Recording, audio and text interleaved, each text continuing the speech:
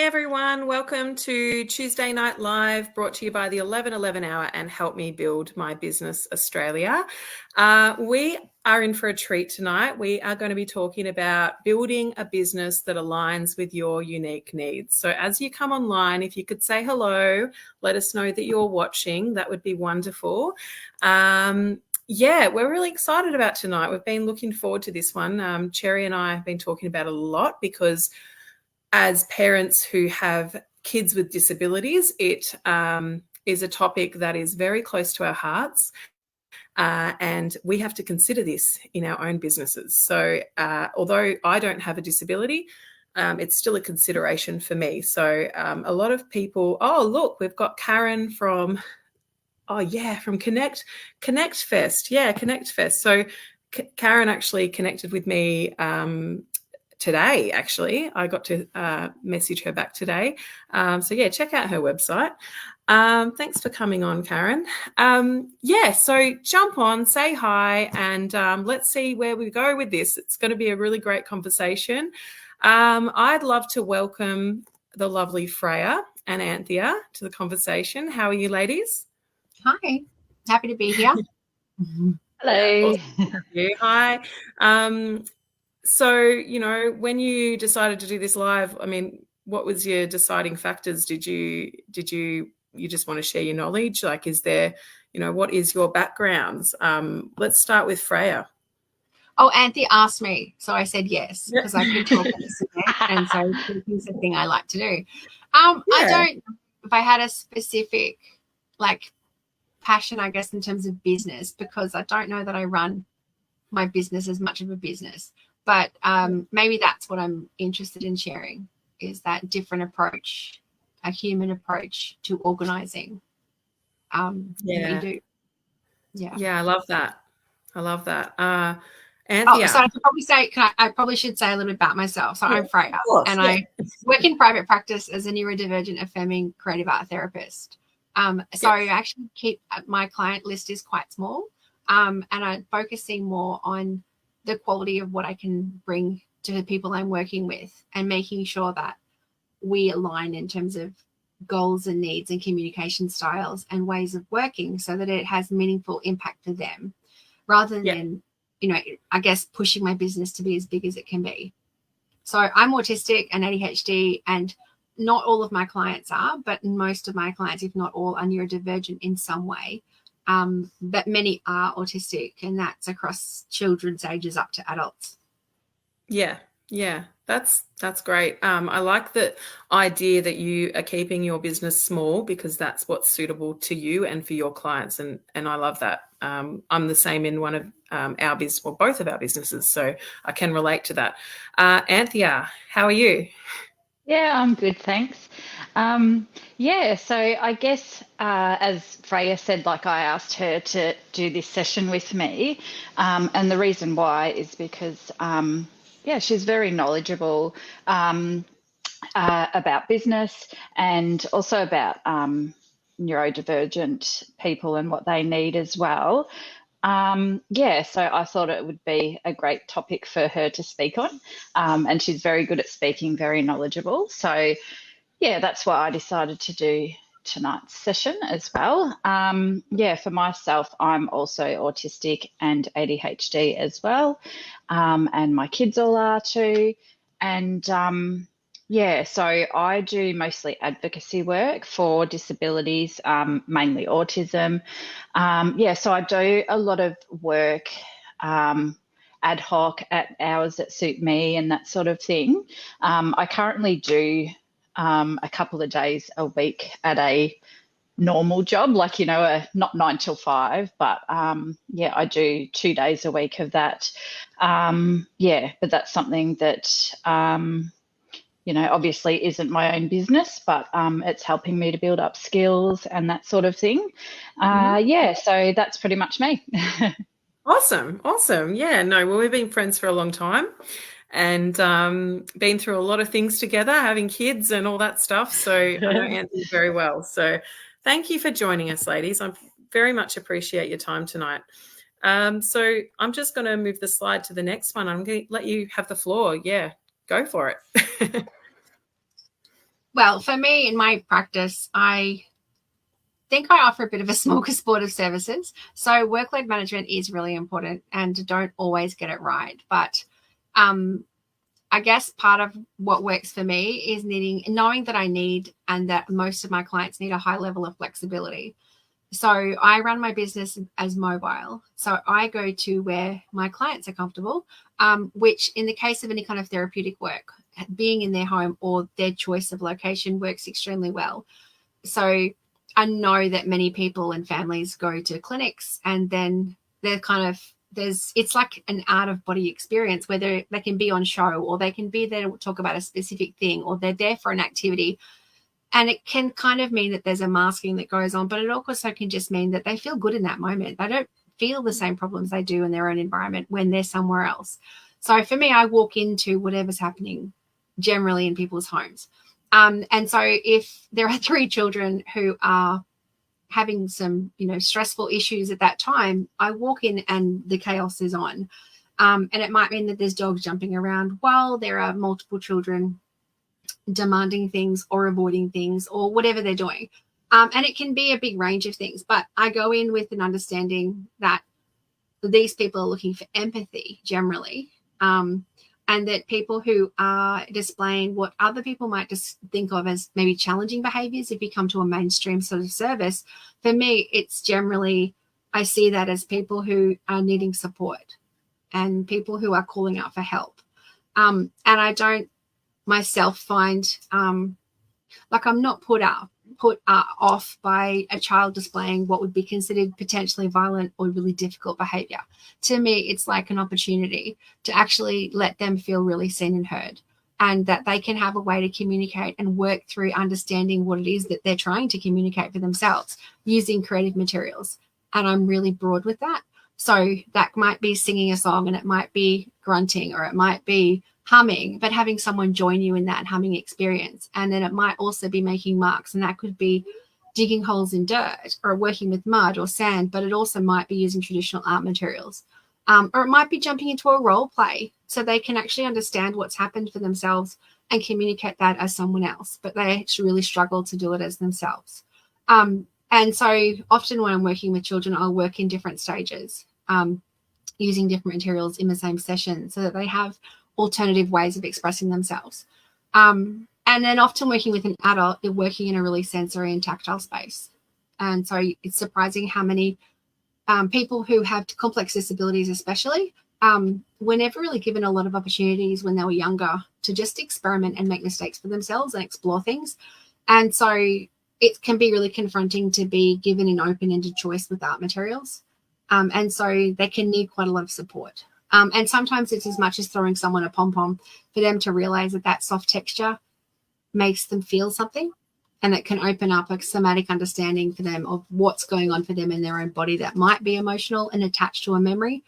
And so the way that I work with people is to really enter their space and then to work with what happens between us and emerges in that moment, and with a real openness to what materials may or may not go with that, and letting someone express themselves. So in terms of workload management, I allow flexibility, which means like people can cancel sessions with me up to 2 hours before, as long as it's reciprocal. So if my family or autistic child or myself is having a really struggling day, or we have a health issue somewhere in our family, I can also cancel or reschedule up to 2 hours before, because the people I work with have a good relationship. Yeah, that's a really good tip, because, some of us have difficulties like that in our families, and, things come up with, when you do have additional needs, and I just love how you allow your clients to do the same, and it just shows a lot of respect for where you're both at. That's how I feel anyway. How do you feel, Anthea, about that? Yeah, so I agree too. Like, I always try to meet people where they're at, and also model for them different ways that they can do things and what they can ask for, because a lot of people that we work with will need different accommodations and stuff like that. But a lot of times they don't even know what it is they need. So, with us being autistic and ADHD ourselves, we can show them, what kind of different ways we do things and, through them having that safe space with us, they can then experiment while being with us. And then hopefully once they've got confidence with us, then they can transfer that to elsewhere as well, which is pretty much the way that I was given that safe space to, learn different things to help me and to practice them. And, still now I have certain places where I can go and explore, what I need and that sort of thing. So, I know how good it's been to have that modelled for me. So to have, to be able to then pass that on to other people is really important. And just for people to know that you actually get it as well, as opposed to, like going to a therapist or, whoever it may be, whoever you're having a meeting with or something like that, and having them say, oh, okay, I think I can understand where you're coming from.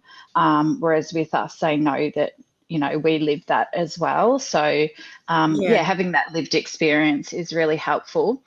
And I like also the idea of, I know you and I, Tabitha, have talked about sometimes about, having that time that's optimal for us to work that may be completely different to, what other people, it's not that 9 to 5, Monday to Friday sort of thing.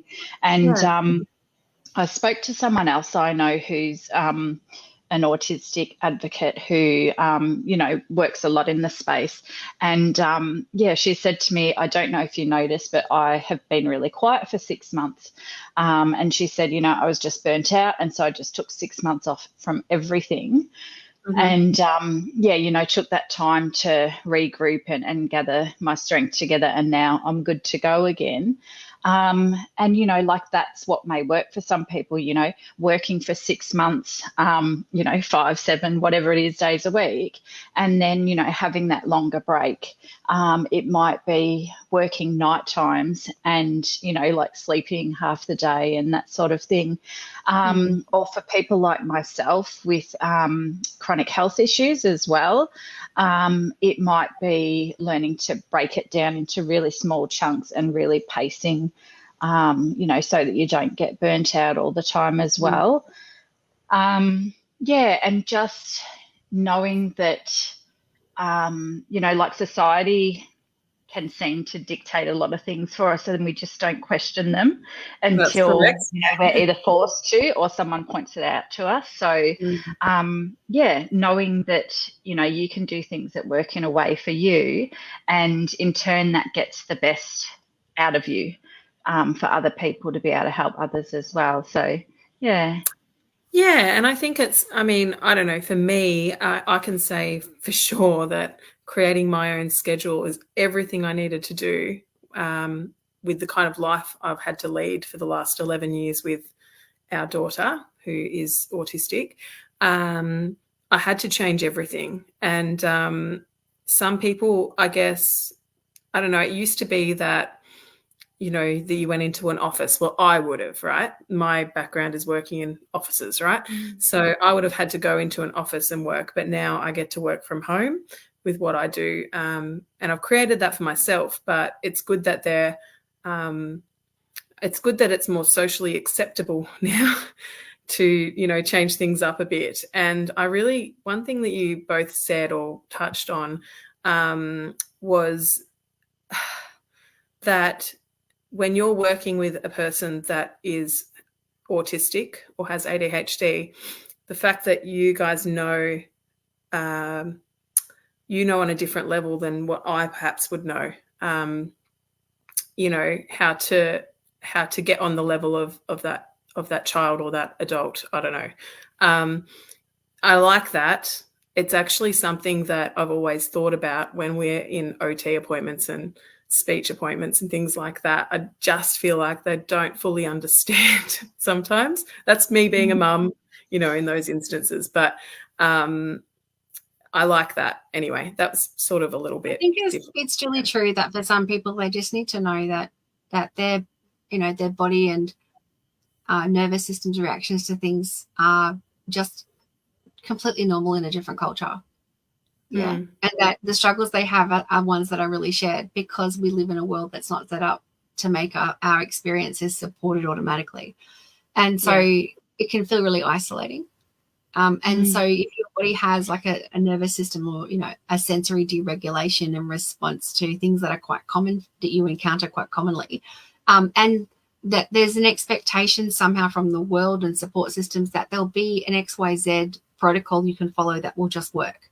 So many systems want to know the solution. Education systems especially want to know what is the solution that can be applied in this number of times in this scenario that will work. And that's just not the reality.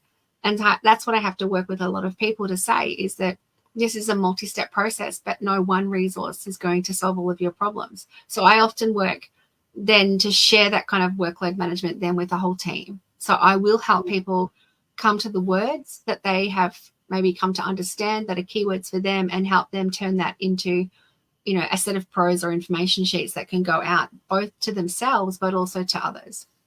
Yeah.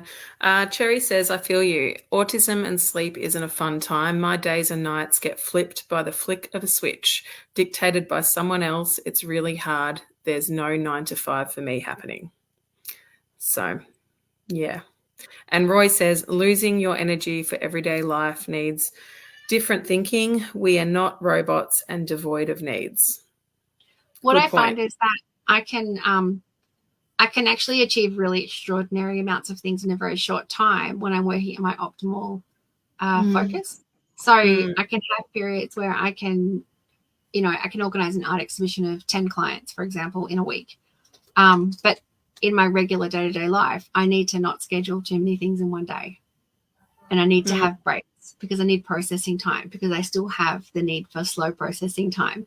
And I honor that for myself. And I make sure that that the need for these things is communicated to those around me, and that these things are not questionable and they're just a normal way of being.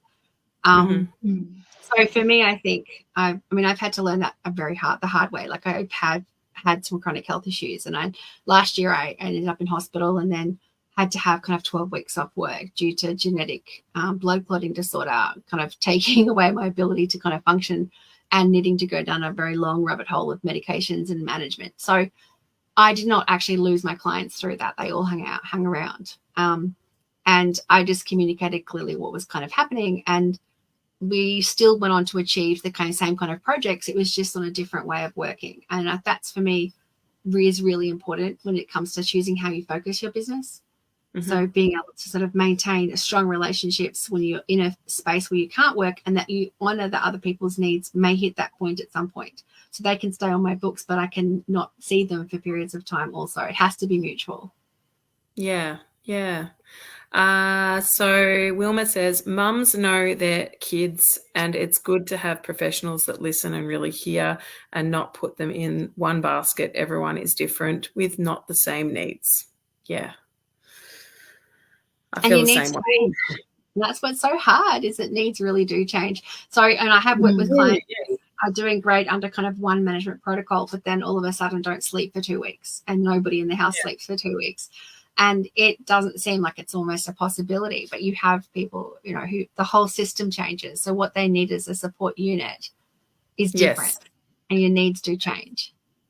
Yes. Corinne mentioned, I think every parent of a child on the spectrum has a really thorough understanding of autism. I think every parent on an autistic child is expert in their own right. I guess, we do have this innate ability to understand, and we go through years and years of education as a parent with children with autism. It does seem like that, though, but then I have this situation of sometimes encountering families where that's just not the case.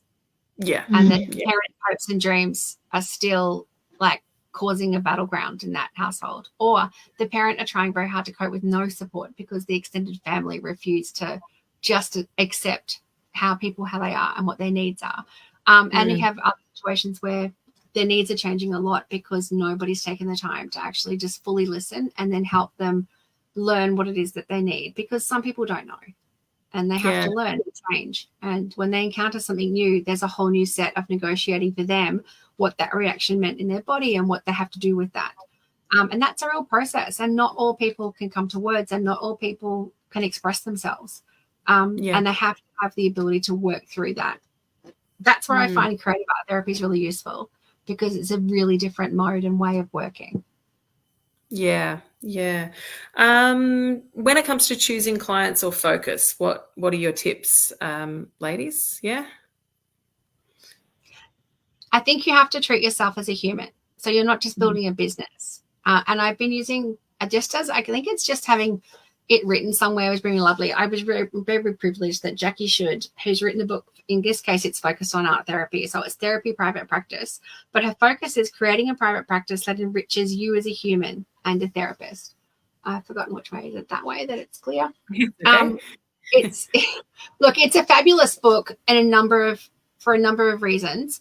And one of those is that it's got an enlarged font size. So it breaks it down, and it doesn't offer too much information on each page. So it gives you, and it's written in small sections, but it also has instructions on things like how to read this book, which I just think are amazing. So it does that real autistic communication of, I'm going to structure this book in this way, and you have these choices. You do not need to read it chronologically, but you can. So it then does contents by chronological order, and then separately does contents by topic.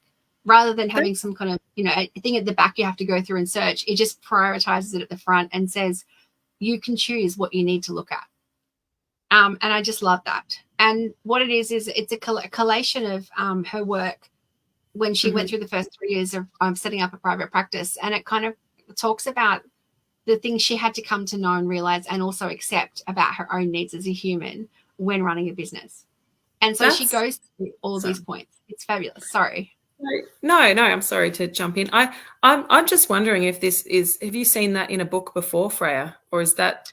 No, and I just am connected with her through LinkedIn, and she runs a blog, and she is really just very open in her process. And now she's gone from having a larger, successful business model practice to specializing in late identified autistic people specifically, and then talks about the decisions she made around who are the clients she wants to work with, and so what does she want to focus on? And so are they people who, for example, are just accessing regular therapies and they have an excessive amount of insurance money? So where is your price point sit? What are you valuing? Are you valuing the relationship you can build with somebody, or having a business model that is financial? Like, what do you need from your business? And so for me, I want a sustained career that I'm able to work in, that I'm able to make a difference and help people. So I don't, for example, focus on charging the maximum prices. I'm working in the NDIS billable space because the clients I'm working with are people who don't financially have the means to be paying independently, but are accessing services because they need support to just live an everyday life. And half the time, they're not even clear what support it is that they need. And so, it's a bit of a process. And then I do write reports. So I have to be in that middle ground between working with people and where they're at, and then communicating that in language that's accepted by a funding body. So it's you've got to choose your clients and choose your focus. And obviously it's a specific model, but I think it really does apply outside of therapies. Like, you still have the choice. Yeah, I have a disability organisation that I co-own, and we certainly choose our clients. We know who our client is and who we can help. And that goes for support work or any of the other allied health things that we do. We have creative art therapy as well. So I'm really interested in that book. I definitely want a copy of that book. It sounds fantastic. She's self-published, I believe. So she sells it through her own. Yeah, and I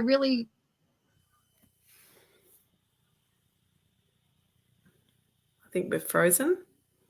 Have we still got you, Anthea? Freya. Yeah, I'm here, but we've lost Freya. Right. She'll come back to us. Yeah, so I mean, I mean, I guess in your job, you don't have that choice, Anthea, am I correct? Like to choose your clients? No, I can. Yeah, oh, she's back. Yeah, like we really focus on fitting not just the client to us, but the other way as well. Like, you know, who in our team is best suited to help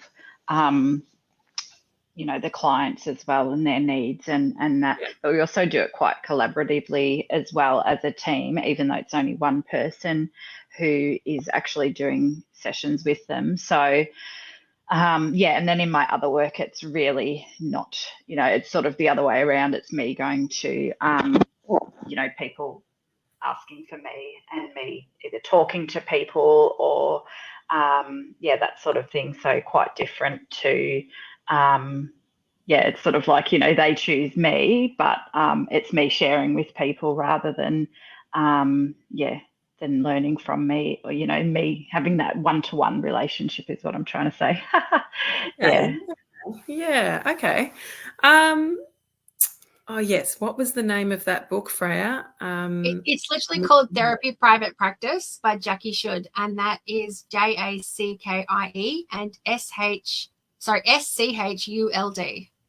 Oh, it sounds great. It sounds phenomenal. I love the whole idea of the bigger font and the way it's laid out. I mean, it's Is it the readable? most. Yeah, I can see a little bit. Yeah, we'll look that up, and I'll get Cherry to pop that into the comments at the end of the live. That would be really wonderful, Cherry, if you can do that. When we're talking about flexibility, I think we actually have talked about it quite a bit, which is like being able to workload manage, but also, you know, being able to just respond in the moment. So you might have a session booked with somebody on one topic. They've said to you in advance, I want you to bring XYZ materials in my case. When you get there, there's just something else happening, and you just have to have that in the moment emergent kind of process when you're working with somebody that's just in that space between you. So, I mean, I know, for example, in my job, like I have been booked to go into households by a parent who just wants their kid to see that an autistic person can have a job, literally. And they don't realize that when you go into that space that you can be kind of bringing a complete change to their family dynamic by coming in with a sense of complete acceptance for how their world is and how they manage it, and whatever their support needs are completely acceptable. It really fundamentally shifts a family, is my experience. I've got a couple of families that I work with who now only see and use neurodivergent therapists and workers. Me. That's what we do. It does make a difference, yeah. And I've got a couple of households with different dynamics. So in one household, there's a young person who doesn't really leave the house. Like they do have additional diagnosis of agoraphobia. And there's also a sibling who is desperate to go out and do activities all the time. And that they become really difficult things for someone who's home alone as a parent to manage. So they need certain people who can come in, but there are really significant impacts for the children on having the wrong person in the space. So you've got to meet that need to have a relationship. And I think it's having an approach, and it might be a really autistic thing, but it is certainly a sort of, I guess, a theoretical approach to working with people, that you can just be horizontalized. Yeah, sure, I'm their therapist, but I'm not a person who actually sits above them in life. Like I share back with them. The reason I can connect so well to kids is that if we're in a setting where I can see that they're struggling with a sensory issue, I will ask them straight up, like, oh, are you finding the lights really bright, or is the background noise getting to you? And they'll be like, well, how did you know that? And you're like, oh, because I experienced those things too. So you actually horizontalize the process. And it's a really fast way to build trust. Yeah, you're literally sitting next to them. You're sitting beside them through the whole therapy session because you're actually understanding them on a different level. It's what I'm taking from what you just said. Oh, I think we've cut out again.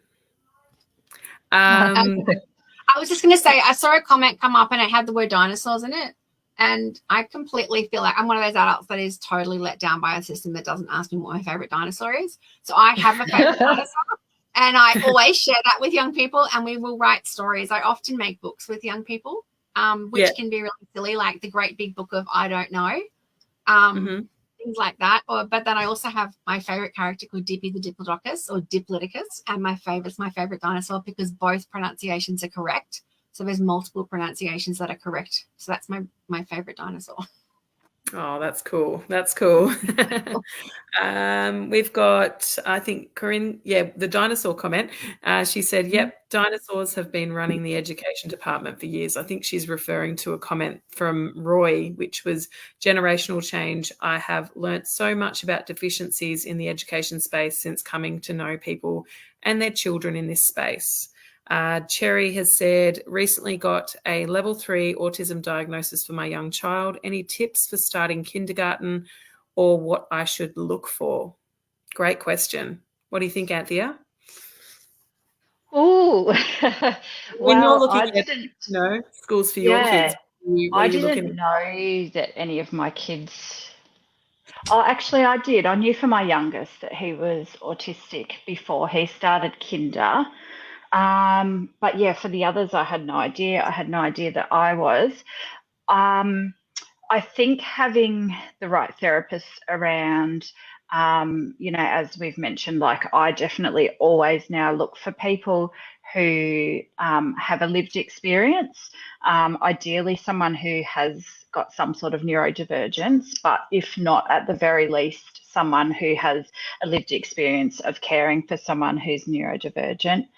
So I think having those kind of therapists around, like say, for example, Freya, if Freya was to come into our world when I was getting my son ready to start kinder, I would be relying on those therapists to help me to understand what specific needs my son has going into kinder. Because, like as they say, every autistic person is different. And like I have absolutely no interest in dinosaurs. I never have.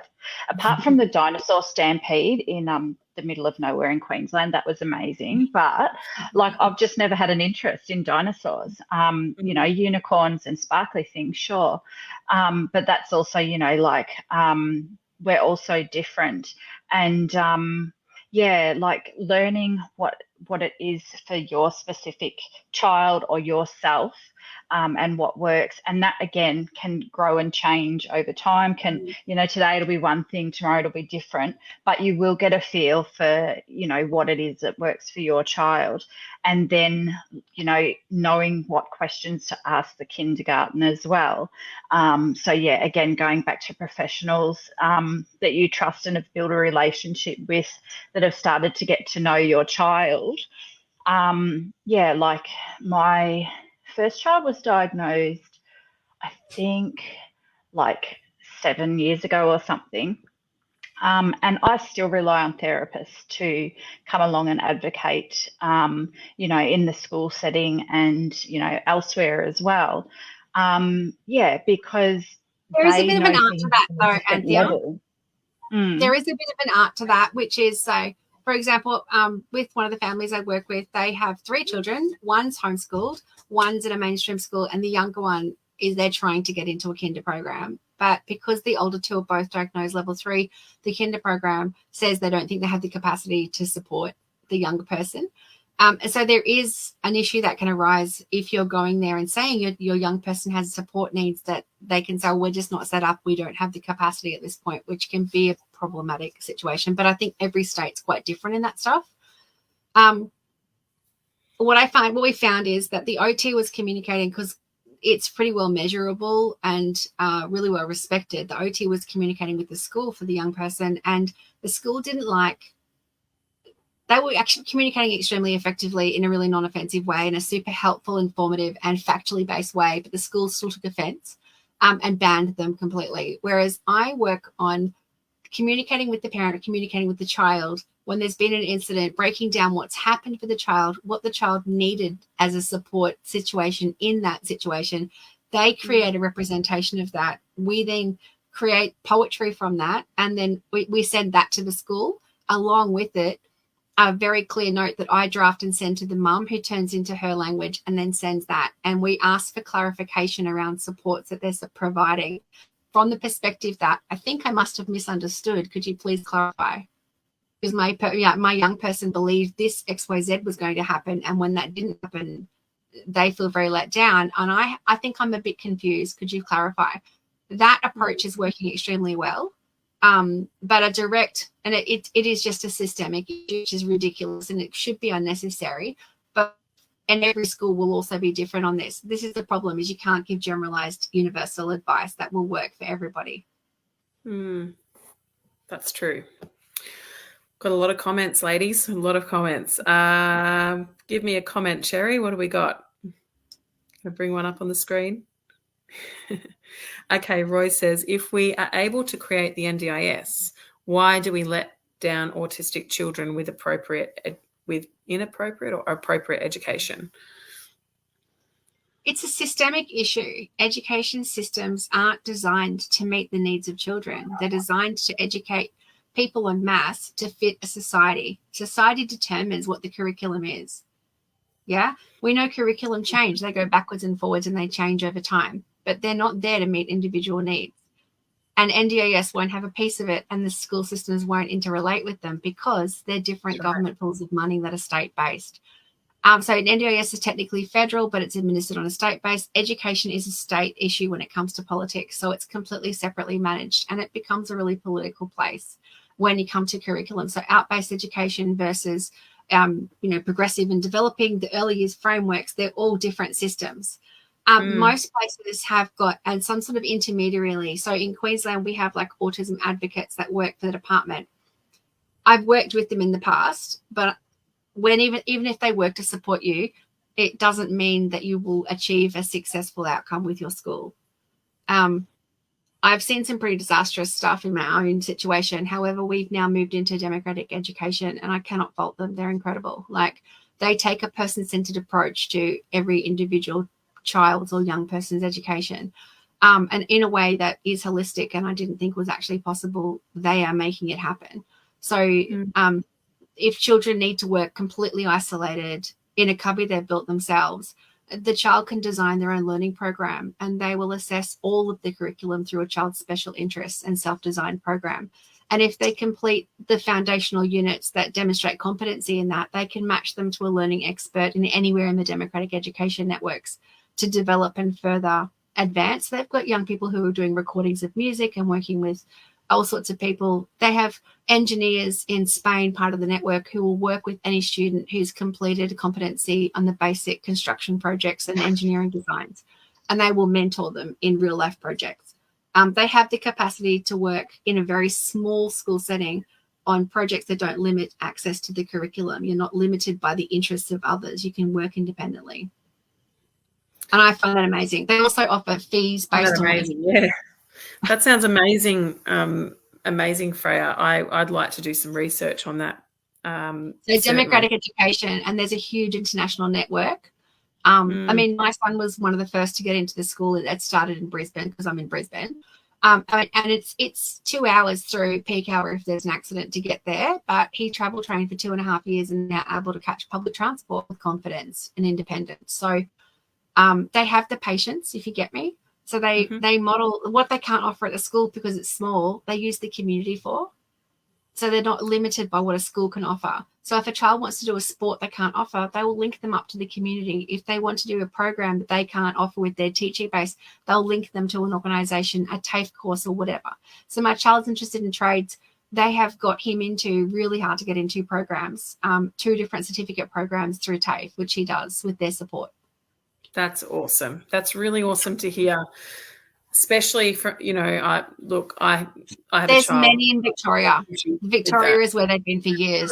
I'm just responding to a comment. That gives me some hope, Freya. You have no idea the things that I'm going through at the moment.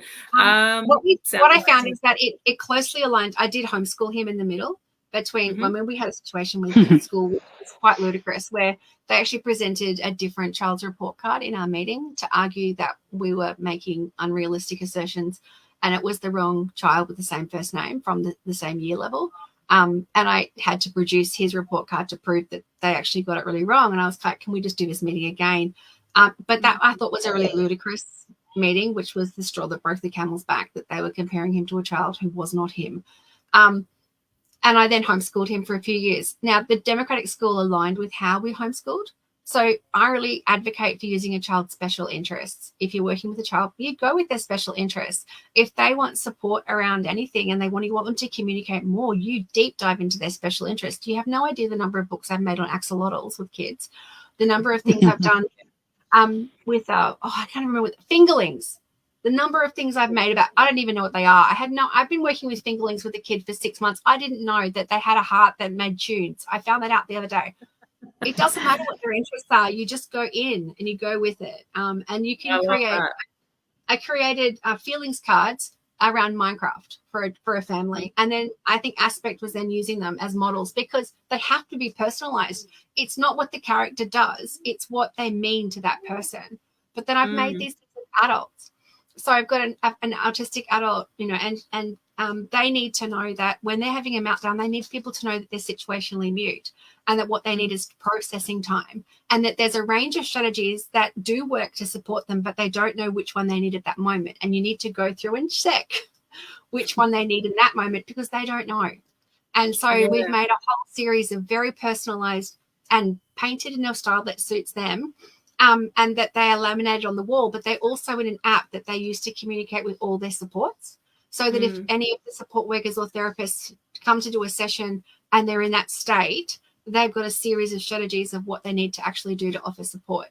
And so what I'm saying, and I'm saying this because this is an adult, this is not a young person, this is a parent, and they still have the same support needs. And I think when you have a child and you're not neurodivergent and you have a young child who is, it's really easy to think that your job is if you support them, they won't have these needs later. No, you're teaching them how to be supported, how to draw on supports so that they can contribute the best they can to the rest of the world and learn how to use those supports to have their best life.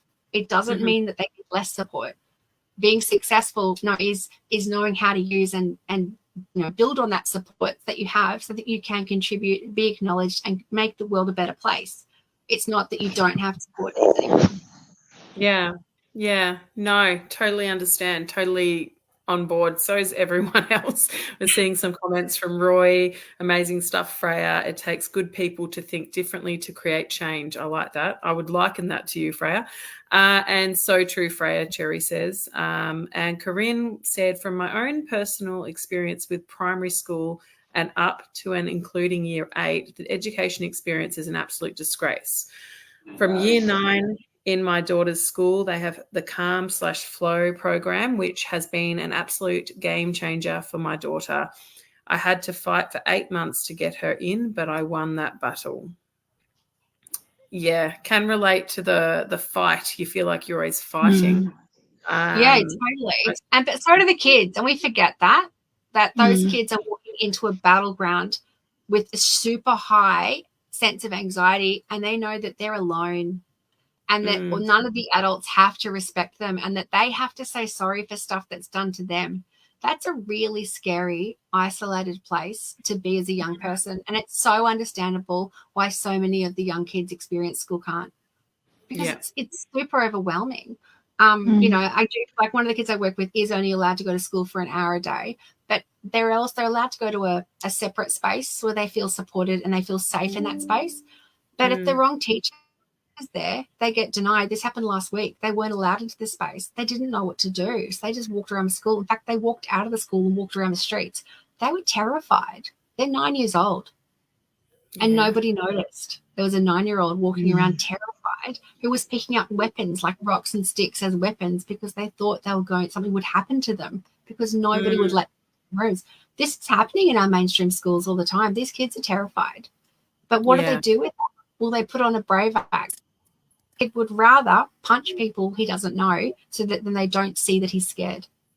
How do you unpack years and years and years of this for these children? Because they're learning to be angry and defensive. They're learning that fight is their only option. Yeah. And it's really hard. This causes significant trauma when they also don't have enough language to communicate for themselves, and therefore no one believes them when they try. Well, Anthea and I are a little bit similar with the fact that we have older children and younger children. So I have a 20-year-old and a 1-year-old and an 11-year-old in the middle. And so quite the clan. Yes, very lots of space between. But with me, I've found that there's not a lot changed when I sent our 20-year-old to school as to when we've sent our 11-year-old to school. And well, there's nothing changed, to be completely honest. I haven't seen any change. Granted, our first daughter is not on the spectrum or anything like that, but our second is. But I still was exposed to children back then. I worked as a tutor with some kids on the spectrum. I also have somewhat of a little background in teaching. But I remember my daughter's friends who were autistic at the time, and their mums, and what they were saying to me. It's exactly the same as what I'm talking about with my friends now. And nothing's really changed. And, like you, Freya, I've done homeschooling for a few years. We're just having another little visit to school now to see how we go. And it's not working out. It's just not working out. And, it's another example as to why, the topic we're talking about tonight is fitting in life with our additional needs or our unique needs in our families. Luckily, I've built myself a couple of great businesses and a really great flexible schedule, so I can homeschool when that time comes, when she's going to come back into the home and be homeschooled, which is likely. But, I think that's the world's changed in that time. Yeah. So our education systems might not have, but the world really has changed a lot. And by that, I mean, you can have a job without going through a mainstream education. I think Tabitha's frozen now. I did, but I'm back. Oh, there you are. You're back. And so that's really so exciting is that while a lot of the school systems haven't changed, and there's aspects of them that have, but a lot that hasn't, the world has changed. So our young people who really struggle with school doesn't mean that that's it for the rest of their life. There's still so many ways that we can support them, and they can have their own businesses. Like, for example, look at Kaiko Fidgets. It's a massive, amazing, successful business where a young person has invented the things they wish they had, and then so much more. There's a lot of these opportunities out there, and where the whole family's involved in supporting and having this whole business together. And it's not about not being able to do what you want. It's finding what you need. Like, my son kind of loves a lot of these stories about him at school, but I'm not joking that for the first 6 months, even at this new school, a democratic school, I rave about it now, how supportive it is. I'm not joking that for the first 6 months, what he actually did was build a cubby. And if anybody walked near him, he swore at them until they went away. That's what he did at school for 6 months. And they somehow transitioned with support and patience from that to letting him design learning activities and asking if anybody wanted to join him and designing excursions. And now he holds the record for the person to spend the longest at the bottom of the ball pit at the YMCA. I didn't think he'd ever want to go there. But, I know that's ridiculous. But it's a pride of, they've made that a badge of honor for him at school, that when he wins, when they first tried to play sport, he broke his arm. He's not an athletic kid, but he now holds the record for the longest time at the ball pit. And they've just made a way of making him feel integrated without making him change. He doesn't have to sit with other people. He can go and sit wherever he wants. There's other kids. They want to know what they did. They went and bought 50 dog beds because the kids wanted to sit on cushions under the tables. They didn't want to sit with the fluoro lights over their heads. So they went and bought enough for everyone. Everyone can have a dog. Love it.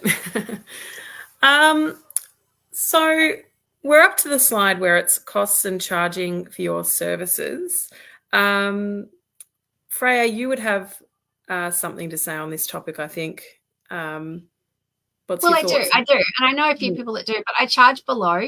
And I know what? I've found really generous people. My supervisor does as well. She charges a really low rate, knowing that when you're trying to keep a private, and she's neurodivergent as well, and offers this incredible clinical service. And she is doing incredible things. And she is the head of programs that train other people to be art therapists and maintains a really positive neurodivergent focus in those. And that is so incredible because she's very experienced and very respected, and yet is charging way under the average or recommended price line items.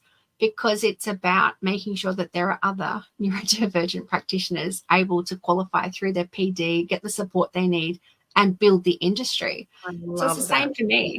You know, like I charge way below the NGIS rate that I can be charging, but I still have to maintain all of my own insurances and PD requirements and things.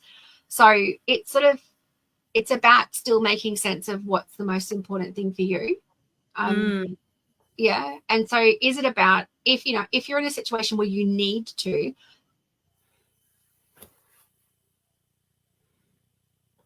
Just coming back. Sorry. Okay. Walked up, not just talk the talk. That was one I put up there. And I think what I meant by that was when you're telling people you work with that they need to practice self-care, but you're not practicing self-care, it shows. Yeah. So walk the walk. That's true. Yeah. I see less clients in a day when I'm tired. If I'm having my best ever business conversation was messaging someone in the morning and saying, look, I'm really sorry, but I think I'm going to have to be late. Is it okay if I'm a bit late? Because I just need more time and I need a coffee before I can leave the house, and I need to have another shower because I just need to clear my head before I can come and give you the attention you deserve. And she said, please take as long as you want. We're still all in bed and we can't cope with the world today. And it was like, that was so good, because I opened it with what my vulnerable needs were. They fed straight back. And it meant that when I got there, we were ready to meet in that space and that we fully accepted each other. I just love that. I'm going to be slightly late. Is that okay? Followed by, please come as late as you possibly can. It was just the best conversation ever. But I would never have found that out if I hadn't been brave enough to just say, I need a bit more time this morning. Being honest and real, and that allowed your client to feel that they could be comfortable in saying that. I showed her that if you can't make a deadline, communicate about it. Communication is more important than pushing yourself. And we say these things. We say it's really important to prioritize your own needs. It's important to take time out for yourself. Sometimes you've just got to demonstrate it and do it.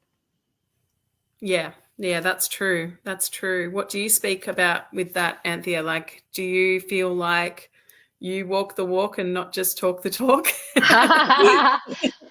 You know different, so you just keep in your corner.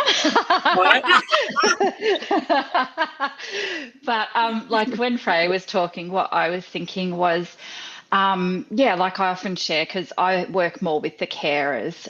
So a lot of these carers are neurodivergent themselves. A lot of them don't know that they are. Some of them do, and, have lots of other medical needs and so forth. So, they're quite burnt out in that themselves, as well as, running after their children. And, so I will bring up the whole, because one of the questions that, there's a few set questions, and one of them is, what are you doing for self-care? How, where do you rate what you're doing? And, it's always the most difficult question for people, because it's not about the person that they're caring for, it's about themselves and, what am I doing for myself? And, I guess a way that I've been, forced to model this has been a few times lately when I've had to take unexpected leave at the last minute, and that's happened a few times lately. And, it just sort of makes the carers feel more able to do the same when they need to, and giving them clear guidelines as well. Like as Freya was saying, like for us, it's just, can you contact us, prior to your session to let us know? If you can the day before, that's great. If not, on the day. And like if people repeatedly just, don't bother contacting us, then we do, take a session from them. But if it's your child came ill at the last minute, or, an appointment that you've been waiting for 6 months, why should they be penalised for that? Carers and people with disabilities have so much more on their plate that they're managing, and so much more chance of things going wrong, of these things cropping up, and of them being exhausted. The last thing is they need another person penalising them for, for life happening. So, I feel like in those sort of areas, like I have modelled, that it is okay to do these things. I guess the other thing as far as self-care that I do, because I've found it doable, is just doing short bursts of things. And there's one document that I like to share that's got 50 things that you can do that are quite quick. Some of them might only take a couple of minutes. And that's what I do a lot, is take very short breaks to recenter myself. So, yeah. Question for you, Anthea. Anthea, what are some ways to cope with overwhelm as a parent/carer? So pretty much what I just said, like I find those, what I call them is micro moments of self-care. So, I used to think self-care was at the very least going for a walk for an hour and ideally going to a spa for the day. And while that's still great and we've still got to do it, like having those 6 breaths, 6 long breaths, having like even during my working, like as I said, I do a job a couple of days a week that is set hours. Even within that time, sometimes if I'm exhausted, and I am really lucky that I do work in a space that's very understanding, very flexible, and does allow a lot of supports, both for being a carer and for disabilities. But like I'll go off and do a meditation for 5 minutes when I'm working from home. And actually, even when I'm at work, because we've got a sensory room there that we can go off and do that. So it's just incorporating those tiny things as often as you can when you think of it, when you feel you need it, and then on the other end of it, not beating yourself up when you forget about it for like a week straight, because I do that too. I love using micro skills. Yeah, micro. Like what was the term? I don't know. What did I say? Micro self-care. I don't know. Micro moments of self-care. Yeah, micro moments. That's you can write a book on that, Tab. But don't underestimate the power of a coffee either. Yeah. So sometimes just grabbing a tea or a coffee or whatever your drink is, and yes, young people actually sitting there just drinking it, not doing the emails or turning your phone on silent and turning the vibrate function off, even if it's for 10 minutes. That just gives you the moment of peace, and people can still leave a message. In 10 minutes, you can still get back to people straight away. You're not going to miss out on an appointment. Even you can still call them straight back. And you live with that hypervigilance is I think the biggest killer as a carer, is that you live with a state of hypervigilance. And that even when you get that time off, you can't let that barrier doesn't come down. So self-care is like, what the hell are you talking about? Like I can have a bath for 10 hours. I still feel exactly the same. And you do. So it's like overcoming hypervigilance is a much bigger picture, and it's a bit better thing. But I think it's really important to acknowledge that even if you take those time outs, a lot of parents, a lot of carers can't get past that state inside them of hypervigilance. And it is really anxious creating. And I actually think sometimes self-care is sending memes backwards and forwards to people and doing meme dumps in messages. It's finding someone else who understands, who actually makes your own experience normal, and where you don't have to explain yourself. Like my best friendships are just Facebook Messenger friendships, and often it's info dumping on each other. And it isn't actually needing someone to solve your problems. It's having them go, oh, hard relate. Here's my story. In autistic culture, we do this thing where if someone shares something, we share something just as intense back. And it's not actually a competition. It's just saying, I understand the intensity of your experience because I also have had that experience that was intense. And it really feels like self-care. 100%. I agree. Roy says, if mainstream society adopted these strategies, what a different world we would have for the better. I know that for me, I don't, even though I'm up early in the morning, I don't book 9 o'clock appointments. It's just not going to happen. And that's simply to safeguard myself, because often we might have a bad night at home or something like that with our daughter. And, and we don't know if she's going to go to school. There's all those unknowns. So for me, I just don't book 9 o'clock appointments. I do not have OT appointments or speech therapy or whatever until after 10:30. It's just what I do. And it's part of my own self-care because I know I'll be rushing around and that's not going to be good for anyone, you know. Or get people who are mobile that come in and don't judge. And that actually can feel like self-care. If someone comes into your home and just is comfortable and joins in wherever you are and doesn't even notice, that actually can help you feel better. And they probably would, but in my mind, I know that's how I am at the moment. Hopefully I'll change that behavior in myself, like that, judging myself. But that's a good tip, Freya. Find people that you're really comfortable with who are non-judgmental, and they're not going to be in your home looking around like, you know, oh gosh, you don't want judgy people in your house, especially when you've got situations like, look, you know. I laugh so hard when people are like, oh, I'm so sorry about the mess. I'm like, you haven't seen my house. Like, what's wrong with you? The house is this. And the kids will hassle each other out. Your room's a mess. Your room's this. And so I loved it today. I went to a house and it said, welcome to Jurassic Park over one of the bedrooms. And that's the kid's bedroom. And it was like, that is the best. And yeah, it's sort of, I need to get that sign. Fresh hand towel. I was like, I was going to wipe my hands in my pocket because I didn't expect you to have anything. Like, no, that's fine. Oh, I love that. I love that so much. That's great. We had a comment before, I think it was Roy, only one person needs to get you and your whole world can change. That is true. Yeah. It can be a lonely world as a carer, or somebody that doesn't feel like they fit in. And to have people like you ladies out there supporting our kids and our adults who are neurodivergent, I think that is brilliant. And not only that, educating people like me and others that are in the audience that are not. And, I'm just really grateful that you came on and talked to us about this today or tonight. I just think it's really important to remember that we are two people who met in a program, Anthea and I, that had a lot more people in it from all around the country, right? And that we know that we've met a lot more people. So we might only be two here, but there are thousands actually of people in Australia who do this stuff and who actually live it and get it and work with people. I've participated in lots of different research projects where I go in and it ends up being the whole group that I'm attached to are things like therapists who are autistic, who also have autistic kids. There's actually a lot of people out there. And we just need to know, you need to find them. You've got to find someone for yourself because we're everywhere.